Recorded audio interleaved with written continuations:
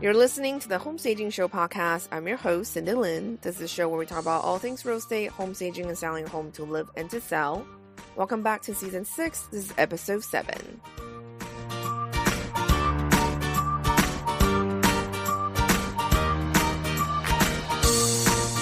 Our show is brought to you by our in-house product, EcoJo, the eco-friendly St. Joseph statue home selling kit.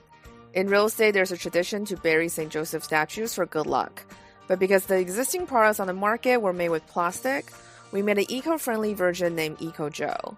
He's all natural, won't harm the earth. We're currently having a 50% off sale on our website. For more information, you can visit www.ecojokits.com.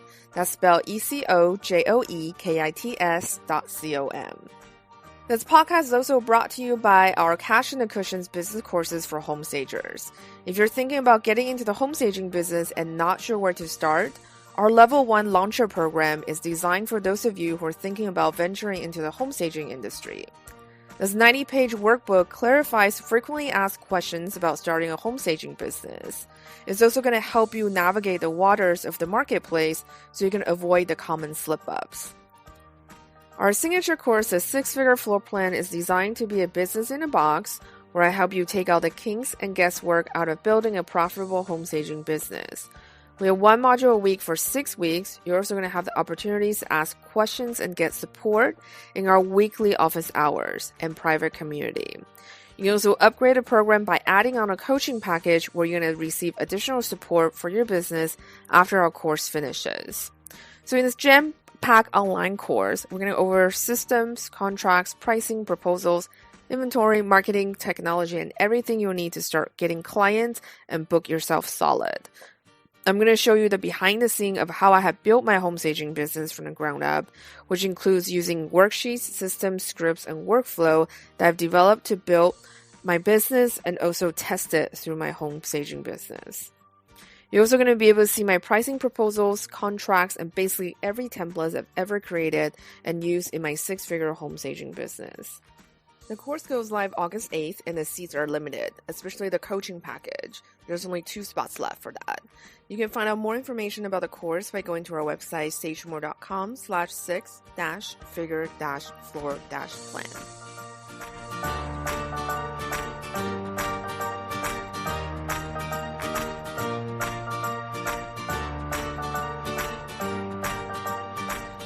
Hey guys, welcome back to Season 6, Episode 7. On today's show, I have real estate agent Emily Bevean. Emily's an agent here in San Francisco, which is a very interesting market on its own. Our market is very seller-driven because there are not enough housing to meet the demand. So even in a down market, we're still up. So the other thing that's really interesting is that despite the market being a seller's market, more than 80% of houses here are staged. And because how competitive it is here in San Francisco, the pricing strategies and approach are different than most markets in the rest of the country. So on today's show, we're going to talk a lot about marketing, pricing strategies, timing, communications, and what really happens in a very competitive market like ours.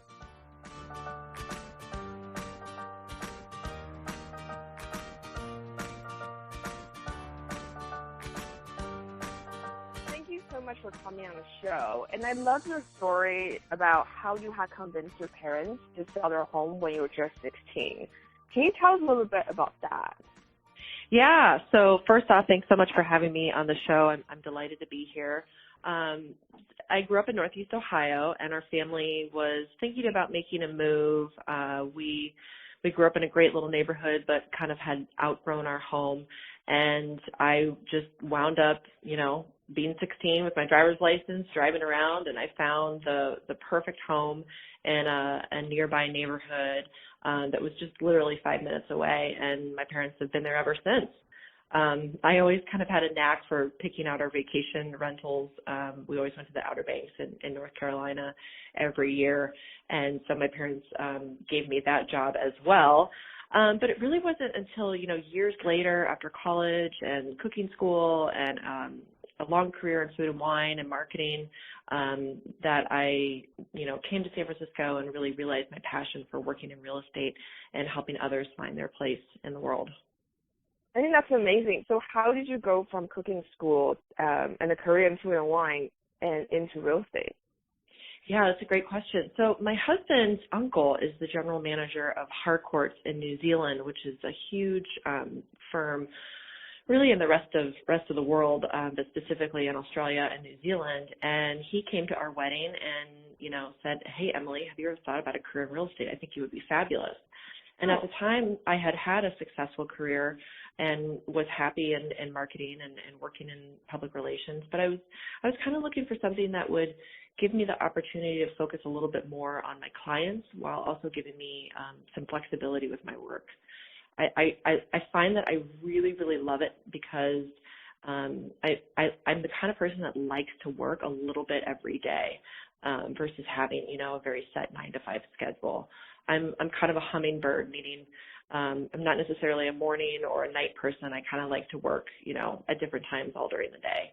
And real estate is definitely the career for that because you get to work at night and on the weekends and, times in the morning, and it's nice to have downtime, at different times when other people aren't necessarily. So, and I've just found that it's very rewarding in terms of focusing solely on my clients, which was always kind of my strong suit, versus managing, large teams underneath me. I think that is super cool. I find that a lot of marketers find like a natural transition into real estate. In a lot of ways, I think to be a successful sales agent, you really have to understand marketing and how to market properties and also talk to people as well. Absolutely. That's been a big asset. And, the interesting thing about real estate is everybody does come, for the most part, with another career. Some people kind of get right into it, perhaps if they had a family member involved. But that's what I love because everybody has a different background. And I have found that marketing has really, really kind of helped shape who I am as an agent. That's very cool. And so how long have you been a real estate agent? So I've been in the business for over 2 years now. So definitely newer. Haven't, been doing it for 20 years, but have done a fair amount of business and have learned a lot about our very, very unique market in San Francisco. So can you tell us a little bit about the market in San Francisco? Because I think San Francisco is kind of one of those weirder markets in the country. It is. Where even in recession, we're still seeing a lot of activities in the market, and more so even in, hotter seasons as well. It is.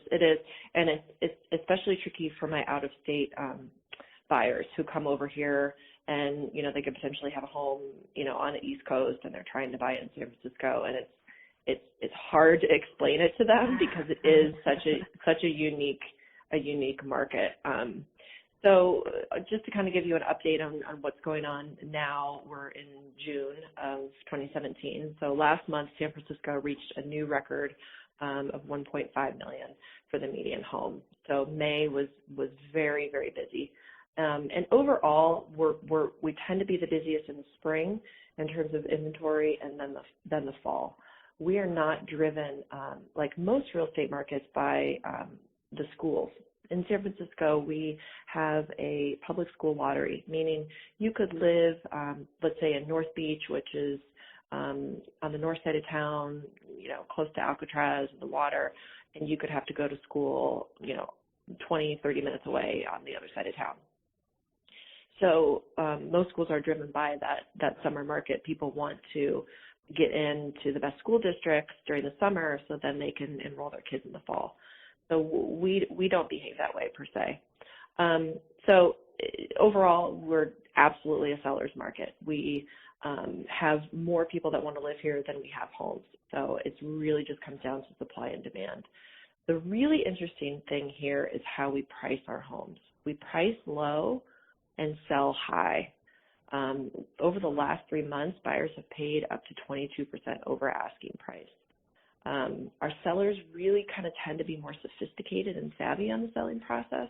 Mm-hmm. And I think the biggest thing, and I think what your audience will be most interested in, is that staging is huge here when you look at San Francisco compared to other markets like New York and Miami and Los Angeles and really everywhere else. Over 80% of the homes here are staged. I totally agree with that assessment. I agree with you as well. I think the sellers here are more sophisticated. I think they're very well educated maybe it's because there's a huge population work in the internet space, but I found that a lot of sellers here really leverage the technology tools very well. They already did their homework even before, because I had my home staging business for 12 years here in the Bay Area. And a lot of times, even before I go in to talk to the homeowner, they're already very well educated in terms of what they need to do. Even if they're not very familiar with staging, they kind of understand the concept of staging. So a lot of times it wasn't as hard of a sell. Yeah, absolutely. To the sellers themselves, unless they're dealing with seriously like emotional attachment to their house, they're super resistant in selling. Mm-hmm. Other than that, usually it's very smooth selling, I think, for stagers here. Mm-hmm. And I would say you're correct. I think more than 80% of homes are staged before they go on the market, or they at least have done some sort of preparation to do that. So we are in a very unique market. And exactly. I have to say that I lived outside of state last year. I was traveling most of the year, and when I got back to Bay Area, I was so shocked by how much the price has gone up. I know. Insane. I know, and I think that's a really good message because, I have so many buyers that are kind of waiting in the wings and they're trying to time the market. And, last year they were saying, well, we're going to wait. We want to wait till the market goes down. Unfortunately, at the moment, it's only going up. So if you would have been able to buy last year, you would have already seen appreciation in your home just over a short amount of time. So, I really try and tell buyers now is the time. Yeah, I totally agree with that. And I think a lot of times, too, with sellers as well, we're always trying to game the market. It's kind of like, when is going to be the highest point for us to sell our house?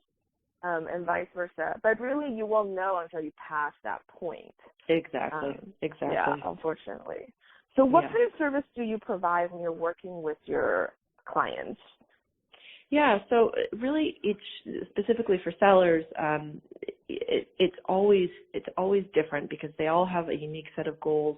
So my services really range from everything from just kind of, general design consultation to actually helping them facilitate a move or relocation or helping them with vendor referrals, and then everything that goes along with, selling their home, the marketing that's involved, the home preparation, all of the, very extensive paperwork, and inspections and those sorts of things. Those are more of the common things, but I find that each sale and each client it always tends to have their very unique set of needs. So you mentioned like design consultations, that kind of stuff. Do you usually send a stager in to do that for you, or you do it for your sellers? It just kind of depends. Sometimes the seller won't want to hear it from the agent. They need kind of that third party to come in and tell them these are the things that need to kind of happen. So I tend to bring in, the professionals, but sometimes when it's very, very minor, I can kind of just provide some general. If, for instance, if we're not going to stage at all because the house is just in such fantastic condition, there may be little things in terms of, okay, well, have you thought about, could we regrout the tile in the bathroom? I noticed it's looking a little bit dingy. Or could we maybe swap out these pillows so we can, have this color pop a little bit more with your wall color? Or let's take down some of the photos of your family and your children and that sort of thing. That's when I'll kind of give some consultation or, general things of how we should kind of show the home when we're getting ready. But for more of the larger things, I like to bring in someone to help with that. Yeah, no, I agree with that. And so what are some of the common misconceptions that home sellers may have before they start working with you? So obviously every seller wants to get top dollar for their home, just like you had mentioned before, trying to time the market, when's going to be the best time to sell. And, most sellers have a very deep emotional attachment to their home, which sometimes can give them, a little bit of a blurred vision in terms of the actual condition of their home. The other thing that I have found is, a home down the street was similar to theirs in their neighborhood, and it went for a certain price, and so they think, their home should go for that price or even higher. So I think the common misconceptions are just kind of really pricing, I think they always think that it's going to go higher than what it is, I have found. And then just thinking that maybe their home is in better condition than it actually is. Yeah, I think so. I think that is a very common misconception. And I think a lot of times, when we make staging recommendations as well, I hear sellers push back. But they're like, oh, well, but the paint color is still fine. And, exactly. But they've been living with it for 10 years. It's been faded by the sun, or it needs to be touched up. Sometimes it can be difficult to have this kind of conversation with sellers because they kind of, in a way, see their home in this, like, kind of rosy colored glass. They're so used to living in their own environment. Yeah. So sometimes those are kind of, I bought this piece in Florence on my honeymoon, and I'm absolutely not, I take pride in the things in my home, and I want to be able to show them off. And sometimes that can be dangerous because if you have something that is really, really fantastic and you want to show it off, the buyer is probably going to want that with the sale, and they'll negotiate that. So there's actually a case I remember from a colleague who had a seller, and she had, a $20,000 chandelier, and he suggested, let's take it down, when we sell the home. She said, oh, absolutely not. We have to keep it up. It ties the room together. It makes this room really, really shine. And sure enough, they left the chandelier, and the buyer wanted that chandelier, and she basically, paid $20,000 to keep her own chandelier when it was all said and done. So I think that's a really good reminder of if you do have really nice things, you want to get them out. That's such an interesting story. Because I've heard that story more than once. It seems like chandelier is the thing to basically pack up before you even put a house on the market. Yes, definitely. It's unless you have no attachment to it and you don't want to take it, of course you can leave it. Yeah. And so what is the process like usually when you're starting to work with a seller on selling their house? Yeah. So again, it always kind of depends on the client, but in the beginning, the process is similar. After a seller decides to work with me, we spend time touring their home and identifying the areas that may need to be updated or repaired before the sale. And then I kind of go back to the drawing board and really create a custom timeline to work with that client's needs. Time it specifically around when they're moving, what time of year. Sometimes I'll meet with clients and they decide, okay, well, we want to sell our home in 3 months. So that's obviously a different timeline versus someone that, gets a new job and has to move across the country in 30 days. So the schedule includes, a range of different things from repairs to ordering reports, setting an offer date. In San Francisco, we tend to set offer dates just to try and have a more competitive scenario for our sellers, so we can review all the offers at once. But that's not a tried rule. Some agents will take offers just kind of as they come, but I tend to like to have an offer date because I think it works better for my sellers, so we can't look at everything at once. And then, just coordinating their actual move, helping them relocate if needed, helping them, get on their feet wherever they're going, finding great vendor referrals for where they are, that sort of thing. Yeah, I think I'm really glad you brought our local market because I think the way we present offers here is very different than a lot of places in the country. It is. Yeah. And I also love that you mentioned that people here purposely price vote to create that bidding war, because I definitely have seen that over and over and over again. And then so the agents then get really crazy stats like, oh, this listing was sold with 30 offers the first weekend, and then with $100,000 over asking and stuff like that. Yeah, when I'm working with my buyers, I tend to add in at least a $200,000 to $300,000 buffer. So if we're looking at properties that we think are going to go, 1.5, then we're looking at properties that are really listed at 1.2, 1.3, because that's just where they're going. For instance, Inner Parkside, which is kind of by West Portal, Sunset area, has been extremely, extremely hot. some properties over there. I know, it's be, so shocking because taxes used to not even would go there. And I remember when first times of staging, a house in that neighborhood is probably like $500,000. Yeah. Now it's like 1.5. Yeah. It's interesting because, Bernal was really hot, and it's like people then think, okay, well, Bernal's, we're outpriced there, so now we're going to go to this other area. And then everybody goes there, and then they make it really hot, and then it just keeps on trickling down.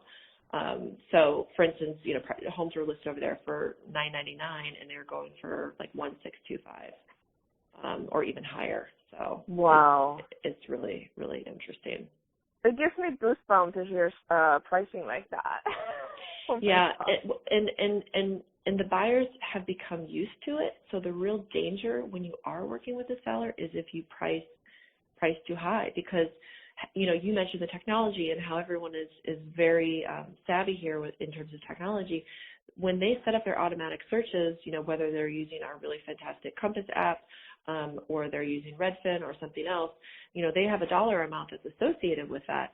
So if they're looking for homes that are $999, but really their budget is $1.4, if you're priced at $1.5 million, you're not going to come up in their search. So it's not even going to be on their radar. So it's really important because the buyers have been conditioned to look at the numbers this way, that pricing correctly is so important. I think this is such a fascinating discussion on pricing, because there's definitely a different strategy that goes about doing it, and I just can't get over how much it has gone up over the years. I know.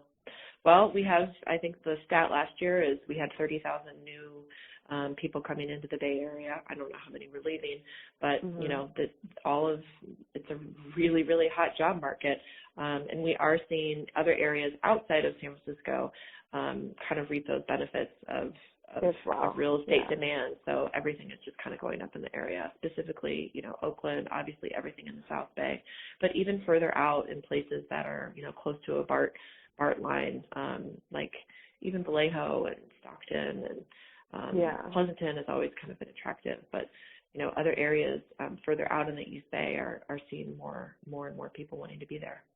Which is also insane, because the commute into the city will be at least an hour on public transportation. But most people I find aren't necessarily going into the office every day because of being able to telecommute. Maybe they're only going in a couple times a week. That's true. I think being technology-driven here in the Bay Area, there's a lot of options for telecommuting. I just read that WordPress actually shut down their fancy office because no one showed up at the office ever. Everyone telecommutes. So they just didn't want to pay rent on that fancy building anymore. Yeah. It's an interesting time to be in commercial real estate for sure. My husband is in tech, and they don't have an office. They work out of WeWork, which is a great solution for a lot of companies that don't necessarily want to have an office space. WeWork is fantastic, and it gives you all the great amenities like some of the bigger tech companies offer. All you can drink free beer. And the offices are beautifully designed. They're gorgeous. It's a really interesting business model as well. But coming back to the technology side of things, do you find a lot of sellers are still using Zillow, the estimate tool? I'm just curious. Yes and no, but I find more and more, for instance, I was at an open house yesterday, and someone came in asking about Zillow and said, oh, well, I saw this on Zillow, and, I double-checked the fact, and it was wrong. So, I find there's definitely, I think the error margin is up to 8% in terms of how they're estimating things. But even in terms of the actual bedrooms and the square footage, and sometimes that can be off. So I think some people use that as a reference, but they won't necessarily hang their hat on that. They want to, talk to an agent that has, more of the inside knowledge and can access the tax records and talk to people in the industry to kind of really, get those data points. But I mean, it's still definitely popular. So how do you manage that pricing conversation, that like expectations that sellers may have. Maybe they look it up on Zillow, they're like, oh my God, my house is worth $2 million. But then you come in and you look at it, you're like, well, it's actually off. It's lower than that. But how do you manage that pricing conversation with the seller? Exactly. I think there's actually a case where one of the C-level people at Zillow had sold their home, and the Zillow estimate said it was worth, I don't know, a lot more than what it actually went for. So it was really interesting. The best way to really know, kind of what your home is worth is looking at what has sold in the very, very immediate area, not 5 miles away, not even, sometimes not even half a mile away, looking really, really granular at what has sold on your street within the last couple of months. I would say the last 3 months, really, especially because of where we are. Looking at data right now, for instance, if someone was asking me the question, looking at data from January really wouldn't make sense because everything has gone up even since January. So really looking at what sold and then what is the condition of that property. If we're comparing, are we comparing apples to apples or are we comparing apples to oranges? Meaning your property is, been updated and has, brand new appliances and this, and the other property that just sold, was a total fixer. You really have to look at kind of what the condition is. And amenities too. Parking, for example, in the city is worth its weight in gold. People can pay up to $500 a month, just to park their car in a garage. So if you have parking, that can be a huge, huge factor that people will definitely pay for. Yeah, definitely. I mean, the meters are getting outrageously expensive now. I'm just so shocked by how much the price has gone up in the last year. It's kind of crazy. No wonder a lot of people are moving out of San Francisco. Simply, we just can't afford living in the city anymore. Yeah, I read another statistic that I think only 10% of 10% of San Franciscans can actually afford a median priced home in the city, and that may have changed since the price actually has gone up. Yeah, and I was shocked because they came out with the new housing study, I think, the end of last year. So obviously the data is old now, but like Hunters Point, for example, which used to be a very dangerous neighborhood. I remember we staged our house a couple of years ago in that neighborhood, and the neighbor told me that his nephew got shot just across the street, that kind of stuff. And then, but now in that neighborhood, they do the income estimate, you need to have a 6-figure income, like a low 6-figure income still, to be able to afford a home in Hunters Point View. It's just shocking. Yeah, that's District 10.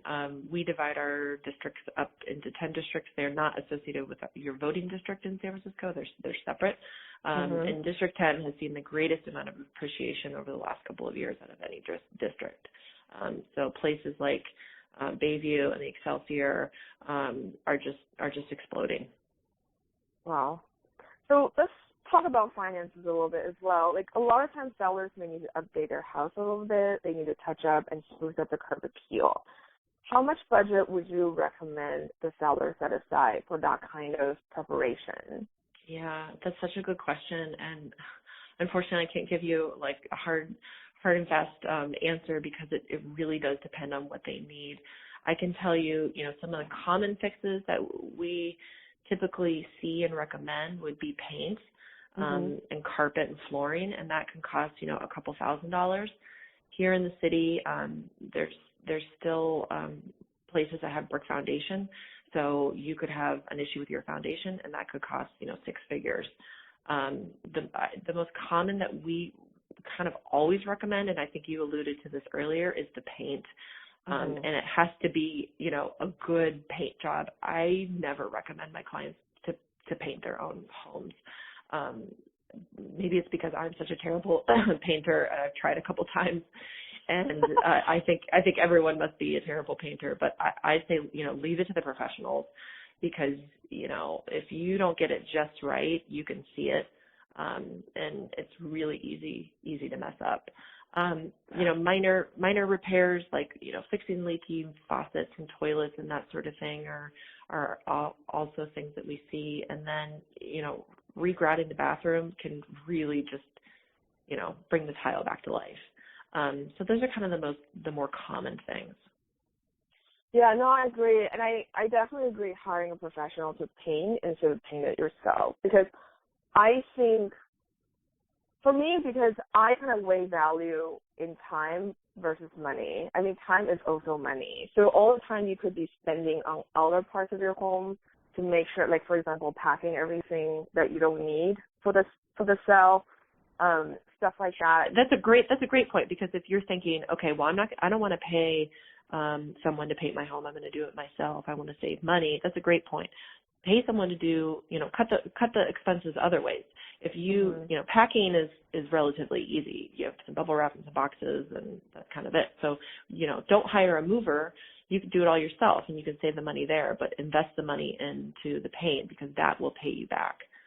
That's Exactly. what I always like to say is do things where you're going to see a return on your home. I love and it. Paint, that's what I always say too as stager. And I also think it's so important to hire a professional painter, because a lot of them use sprays. So that's why it goes on so smoothly. So they know how to do it professionally. And a lot of times homeowners who want to skimp on these costs, they don't buy the nice brushes. And then so you might see the hair come off when they paint and stuff, or they don't go on very smooth or uneven. So some of the areas of the wall look a little bit thinner, and some of the areas of the wall look really thick. And that's why you can immediately tell if, did a professional do this, or is this, just someone that you hired, your neighbor or something like that. And the other thing in San Francisco is, a lot of these homes are older, and so attention to detail is really, really important. You can have, different types of millwork and, arches and details in the walls where, you really do need a professional to kind of get in there, because it can be a little bit more challenging. Yeah, no, I agree with that, especially in older homes. We've seen have plaster walls. So the paint is a different kind of paint that needs to go on to make sure it looks smooth. Yeah, so I definitely agree as well. If the sellers want to remodel at this point, would you recommend remodeling at this point in the game, or you just basically discourage them from doing so? Again, it really depends what you think you could get back out of the home. If you have a room that is just, in total disrepair, it may make sense to spend a couple $1,000 doing some very light remodeling to get it kind of up to where it needs to be. So it just kind of depends. If you're in the really high luxury market, which in San Francisco, 1 to 3 is really kind of entry. So if you're over, $5 million, it may make sense to kind of update some things, because you might be able to get that money back out. So it really just depends. Yeah, I think it's interesting, because I think when you watch shows like $1 Million things, where they do like a listing for like $24 million, and then the house is completely blank, because apparently market in that level, they like to be able to customize everything. Exactly. And that's the thing, is you don't want to spend a lot of money, making it a certain style where the buyer doesn't really care and they're just going to rip it all up anyways. But, if you have something that's really outdated, it may make sense to kind of get it to, a state in which someone could come in and add some specific personal touches to it. Especially if you have like 70s shag carpet all around the house, that's usually need to come out. Oh yeah, that's coming up regardless. Yeah, exactly. I've seen some pretty horrific carpet choices. Yeah. Carpet in general has really, just really become less popular. Everyone wants to see hardwood, or they want to see a version of hardwood. I mean, to be honest, it's hard to tell sometimes what the actual material is. If it's a laminate, if it's an engineered, if it's a tile, they make wood tile that's really fantastic. So it's hard to necessarily tell what it is, but they want to see a version, or I don't want to say an imitation, but I guess an imitation to hardwood. Yeah, like you said, there's a lot of laminates, vinyl. They're all made with like hardwood pattern on it. There are even ceramic tiles that look like hardwood. So exactly. Pretty amazing. Yeah, I had a client that just put that in, and it looks fantastic. Yeah, they're really beautifully made now. So what would you say some of the biggest mistakes that sellers can make when they're selling their house? Not investing in the needed repairs, just thinking, I want to sell it as is because I think that they're, essentially leaving money on the table. Not staging when it's needed, I think can be huge. And then just really listing the property too high. That is really the number one. Not listening to your agent when they're telling you, we need to go in at this number.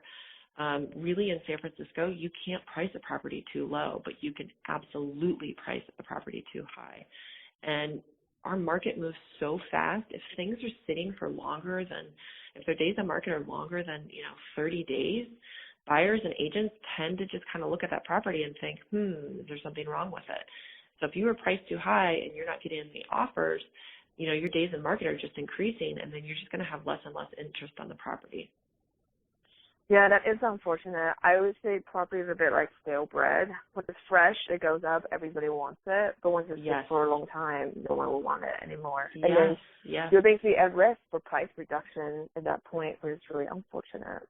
Yes, yes. And you're losing kind of, all the competitive edge that you had. Yeah. And so do you always stage your listings? I always advise to stage when needed. So, for instance, I recently sold 2 listings where they were tenant occupied. Obviously, we're not going to be staging that because they're tenant occupied buildings. But when it is appropriate, I usually, 95% recommend staging. Just because everyone does expect it. They expect to walk into a home in San Francisco and see it very, very beautifully appointed. And if yours isn't, it doesn't stand out. No, I agree. And I would think it's pretty challenging to deal with tenant-occupied homes.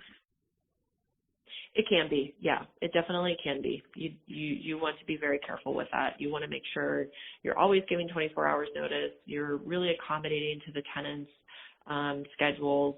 For instance, one of my clients, their tenants, he worked nights, so I really made sure that we would schedule showings, later in the day versus in the mornings because he slept in the morning. So, being able to do that, I think can make the whole experience a lot better. Right. Yeah, and I also think landlord always has to communicate as well with the tenants to make sure everything is at least kind of looking presentable before the open house. Yes. And so would you say home staging has changed your business model? It really is my business model. Cool. I said, 80% of the homes in San Francisco are staged. So it's a huge part of what I do and what I recommend. Yeah, I really think that the Bay Area sellers are basically trained to kind of do certain things. They know they need to get certain things done before they put their home on the market. And I think staging has become so normal that there's actually very little resistance nowadays. But if you do encounter sellers who are resistant about staging, what do you do to help to persuade them or to talk to them about it? Yeah, that's a great question too. When you're talking with sellers,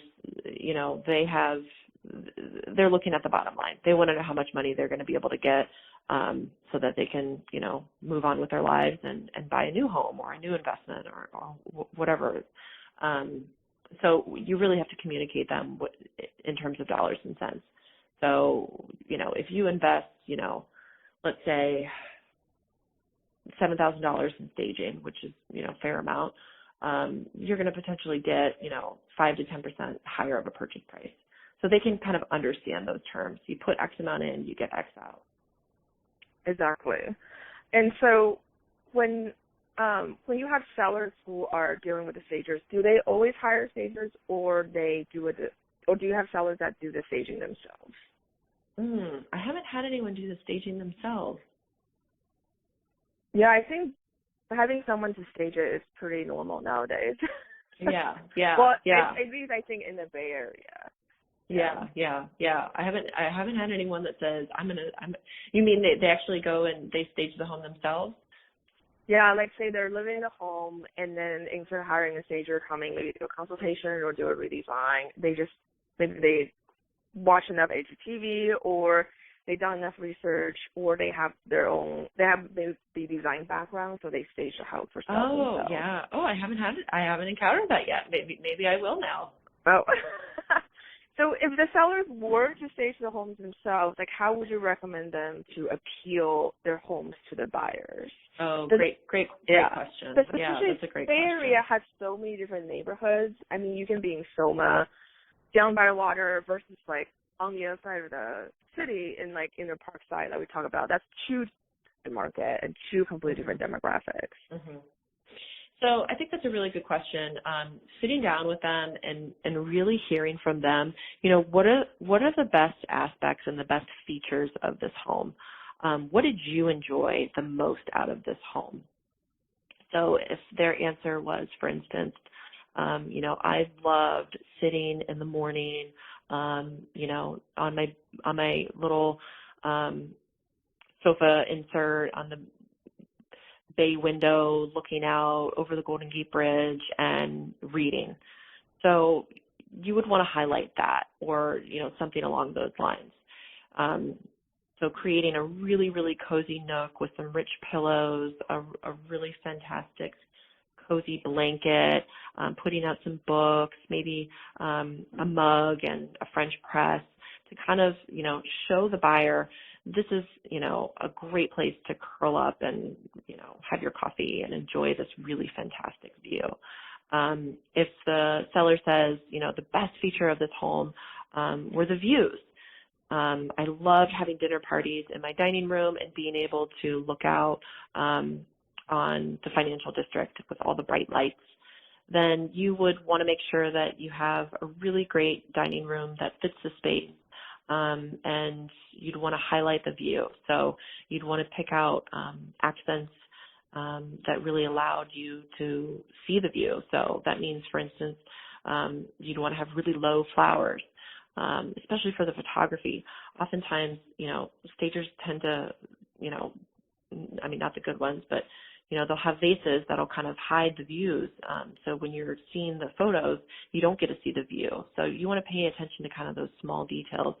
But I think the overall message is just really working with the home and the space itself and highlighting its best features.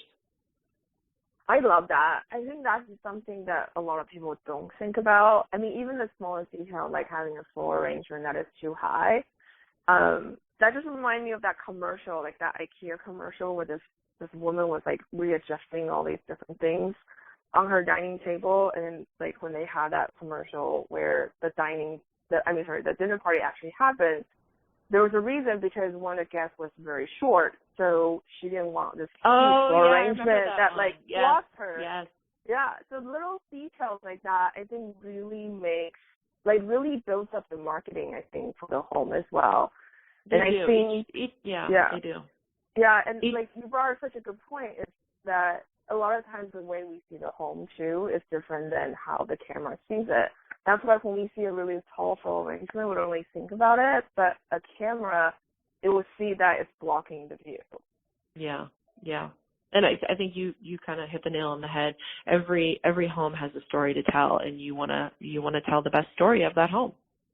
Yeah, and I love like how you just brought out the details, and I think that is something really forgotten a lot of times. And I love that you mentioned that you ask the homeowner what they most enjoy about the home, and to stage accordingly to really highlight those features. I think that's a very smart way to market it as well.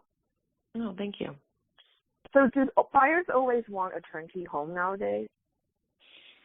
Gosh, it really just depends. Buyers sometimes come in and they have such a specific vision in mind.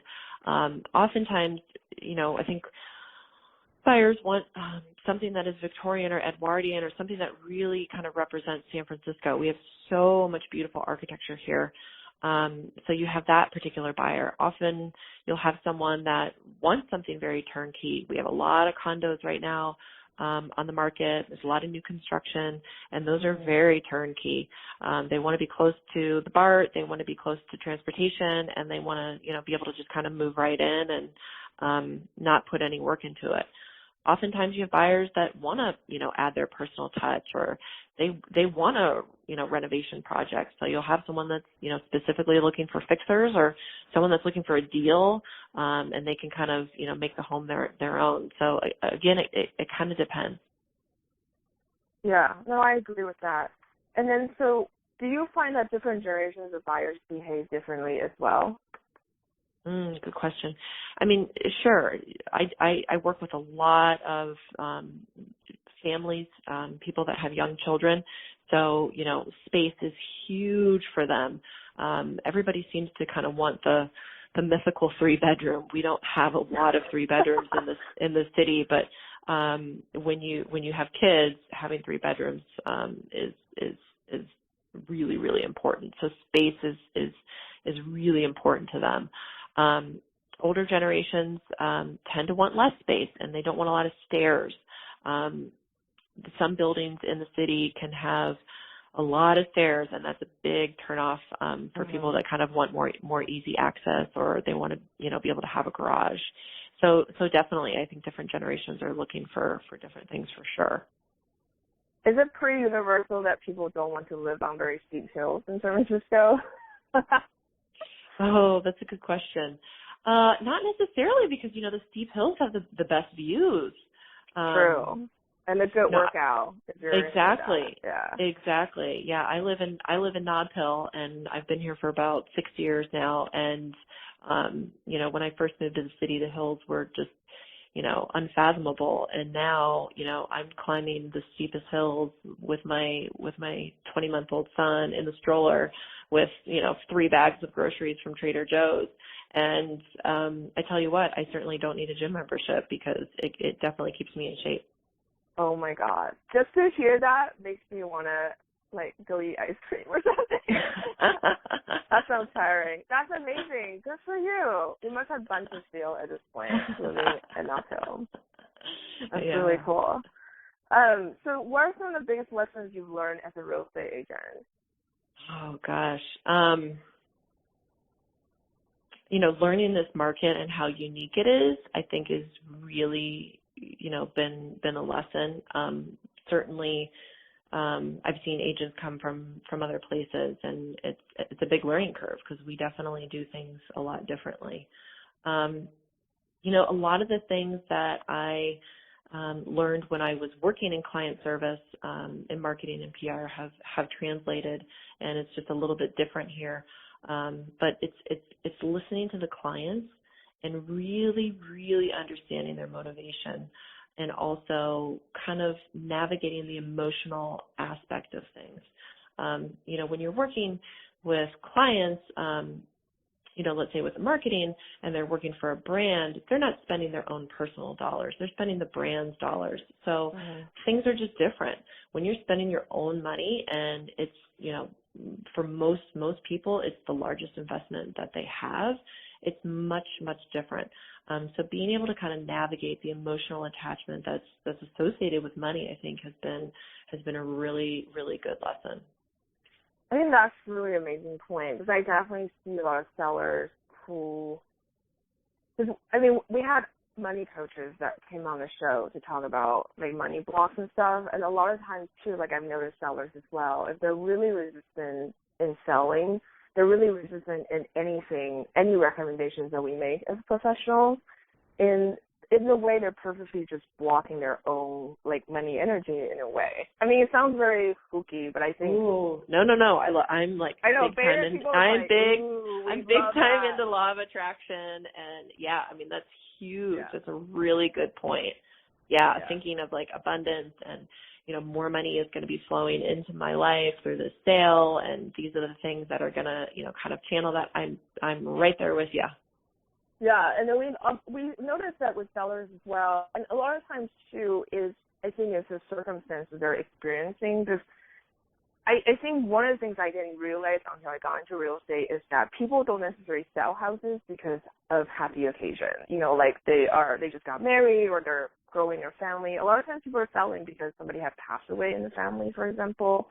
Yeah. Or divorce, a very bad one. And you can tell it from the sellers as well. They're shutting down emotionally and they're blocking everything. Yep. And it's definitely something that's hard, I think, when you're observing from a bystander point of view. And we do our best to help our clients through those situations. But ultimately, it's down to the clients themselves who want to make those changes. Yeah. That's a really, really good point. Yeah. So I think, too, for us on a professional standpoint, too, is that we need to learn how to control, like how to protect our own energy as well, our time, and so we can help the clients to navigate through those kind of more difficult situations. Yeah, I think that's a really good point, too, because you can definitely get, I don't want to say you can definitely be pulled into their circumstances, and you have to maintain professionalism and be aware of kind of where your energy is going, and don't allow that energy to kind of be pulled into their particular situation. Not saying that you can't empathize with them, if they are going through a death in the family or divorce, but just, really kind of maintaining that clear-headed professionalism and objective sense, I think is just better overall for both parties. Yeah, no, I agree with that as well. And I started to mentor new stagers as well, and I see new stagers going through similar issues. I'm curious, do you always use the same stager, or you have a few different stagers in your Rolodex? Not at all. I find that different stagers kind of work differently, and some are priced differently too. So newer stagers tend to maybe be a little bit more affordable. So I will definitely use them if I have a client that, can only spend a certain amount. If I have someone that wants something, very luxury and, almost takes pride in the staging, then we'll kind of go with, more of a well-known name. Because here in the Bay Area, I mean, some sellers, they want to be able to say, so-and-so staged my home, because it's a pride of ownership. And they'll want their friends and to come check out my home. So-and-so did the staging. It's really fantastic. Tell your friends. They really want to show it off. That's so cool. That's funny because I think as stagers, you never hear that side of things. That's really awesome. Yeah. And what, in your opinion, what makes a really good stager? I think someone that's really willing to work with the agent and take feedback. Some stagers kind of just want to do their own thing. They see the space. But it kind of goes back to what I was saying earlier of how, you're listening to the client and asking, what do you think are the best features of the home? How did you best enjoy the home? If they're able to kind of get that feedback, via the agent, I think that can really set apart the staging. So it doesn't look, I don't want to say so staged, but it looks more custom. I've worked with some stagers and, we agents kind of can tell right away whether a home has been staged or not. But oftentimes people will say, oh, wow, this looks like all of, did you have it staged? Oh, wow, I'm surprised. It really looks like their belongings, or it just looks more custom, I guess is my point. Oh, so someone that cool. is really going to be able to communicate with the agent, I think. Yeah, no, I think that's a really good point. I think a lot of times, this is what I found with new stagers as well. Like a lot of times, people who just got into real estate, they don't understand a very large part of our job is actually communication. Like, it's really a people business. Like, you have to talk to your clients, and then you have to really be able to communicate what differentiates you from other people, other professionals in a very crowded marketplace. And you really have to be able to present your value and bring that to the table. And then so I think communication is a really big part of it. And I think a lot of times when sellers maybe ask a little more questions or they need a little more hand-holding, people automatically assume that, well, this can be like a problematic seller, or they're very stubborn, or they have an ego. And I think it's really important to just calm down sometimes and kind of step away from your own ego and kind of look at a situation. Maybe, I mean, sellers don't necessarily have sold houses before, so maybe it's their first time or they've been burned before by a bad professional. So sometimes they do maybe need that extra step to help them guide through the process. That's a great point. And as a sales agent, what are some of the trends that you're seeing in the marketplace right now? In terms of staging? In terms of everything, like, are you observing maybe people prefer open plans that's more or certain color scheme kind of thing? Yeah. So definitely open floor plans. Everyone wants to be able to be in the kitchen and then also have, their eye line into some sort of family space, dining space. That is still a huge trend. In neutrals, everything is, especially when you're staging too, it's really important to stage in neutrals because if the furniture is too dark and things are too dark, it just makes the space look too small. So neutrals in general, I'm a huge advocate for all Benjamin Moore neutral paint. I think that they have some beautiful, beautiful shades. Oh my God, I love you. Sometimes it's hard to sell clients Benjamin Moore paint, but their paint quality is higher. Like the pigment's nicer. It is. Yeah. It just goes on so beautifully. I love their paint. Yeah, all of the painters that I've worked with just love Benjamin Moore. I mean, Farrow and Ball is a little bit higher end, and they have some gorgeous colors too. But I feel they're like for the most part, Benjamin Moore, you kind of can't go wrong. And they have so many different variations too. So neutrals for sure. I think white kitchens are still really, really popular. The one thing that I'm seeing more of is just kind of a variation in terms of countertops. Definitely people are not as into like the busy marble patterns. They want something a little bit, the granite ones. Marble is still really popular. But, different types of different countertops, such as, actually just having the butcher's block, or I've seen some interesting things with soapstone, and there's quartz is still really popular, but cleaner and not so busy patterns, but, it doesn't have to, be the granite or marble. It can be in a different type of material. I think those are really interesting. In terms of, we kind of talked about the flooring, buyers really want to see some type of wood flooring throughout the whole home. So you can't have a hodgepodge of different types of materials. Sure, you can still have tile in the bathroom. And yeah, you could have some carpet in the bedrooms. People still like that, but they do kind of want to see, a congruent pattern, throughout the whole home. That's very cool. Yeah, I agree with that assessment. I think the taste and area is a little bit more on the modern side as well. That's why I think open floor plan really serves well for the population in our market, in our demographic. Yeah, that's what our market really responds to. Definitely a little bit more modern. You kind of have to have the stainless steel appliances. That's, everybody just kind of wants to see that. Although I am seeing black matte as a trend that's kind of coming in, which I think is interesting. So we'll see if those start popping up. I think just having kind of a clean space that buyers can kind of put their own personal touches on is really, really important.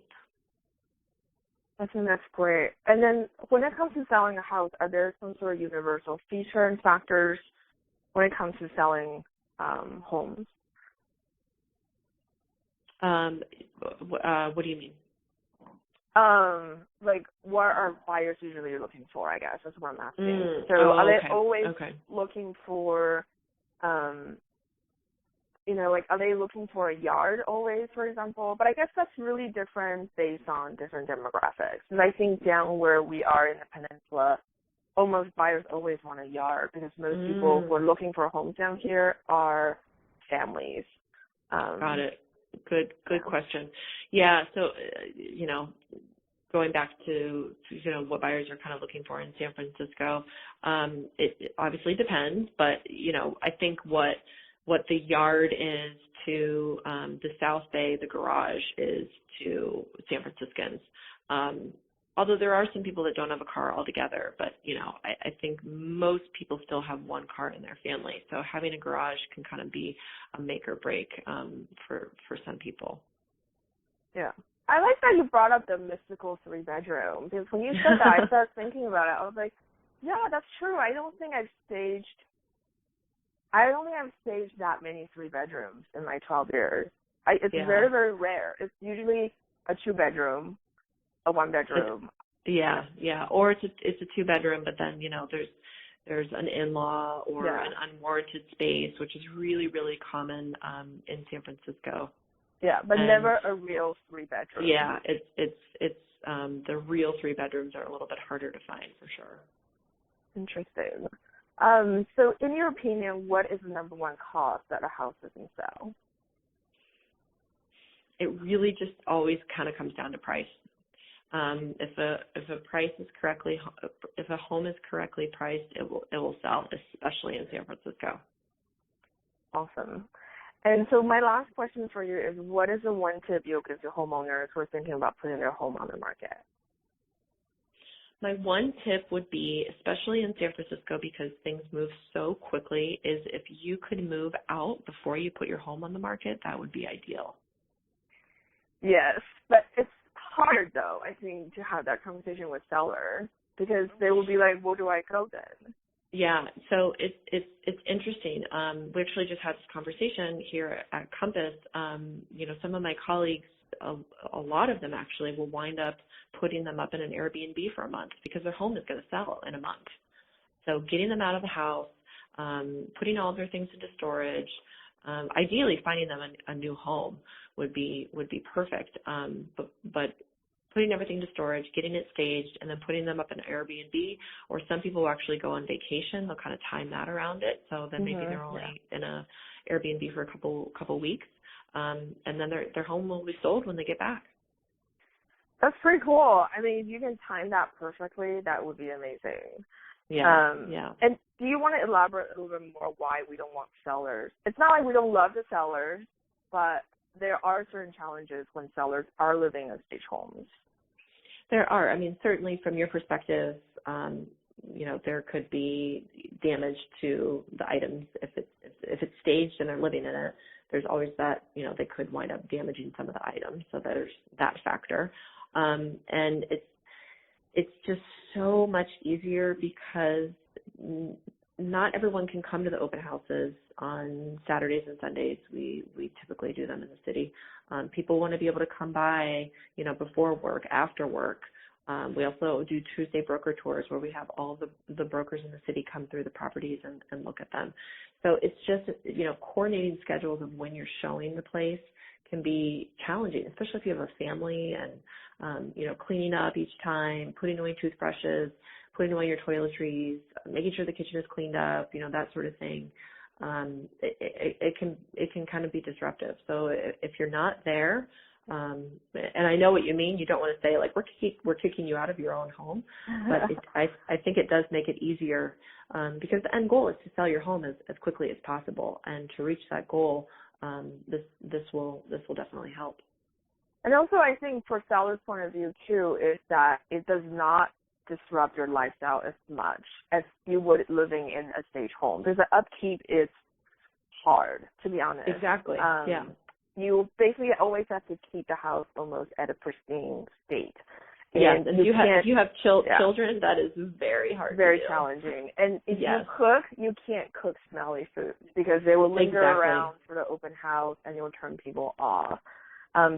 Things like that. You always have to clean the bathroom every time you shower to make sure there's no water stain, kind of thing. It can be very challenging on your lifestyle. So that's why we also prefer homeowners not being there. It just creates a stressful situation, I think, for everybody. Yeah. Back to your point, cooking in the kitchen, unless they're like baking cookies, for every meal. Yeah, and it's like, I remember this, I started out as a buyer's agent before I become a home stager, and I remember the broker always had this trick that they would boil like cinnamon sticks in hot water before the open house or something like that. It's just to kind of, especially in big homes, just to make people feel very inviting. Yeah. I remember that old school trick. I tend to, for more of the luxury properties, I'll bring in, a really high-end candle because buyers love that.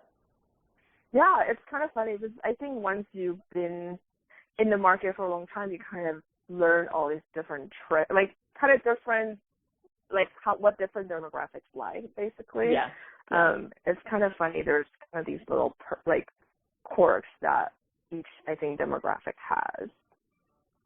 Yeah. Totally. So thank you so much for being on the show today. That was amazing.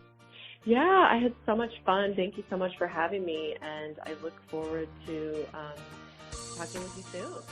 Yeah, so